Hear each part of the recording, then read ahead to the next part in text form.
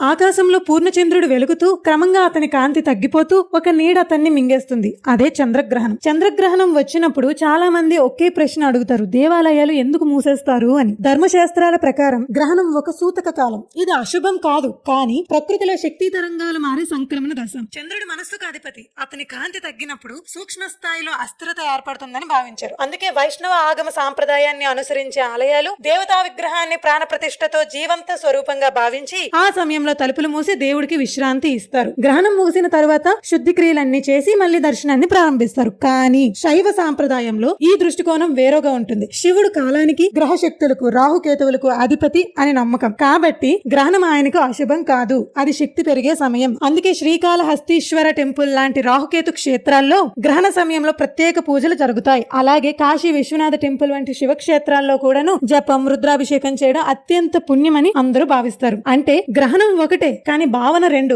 ఒక సాంప్రదాయం దాన్ని విశ్రాంతి కాలంగా చూస్తుంది, మరొకటి సాధన కాలంగా చూస్తుంది.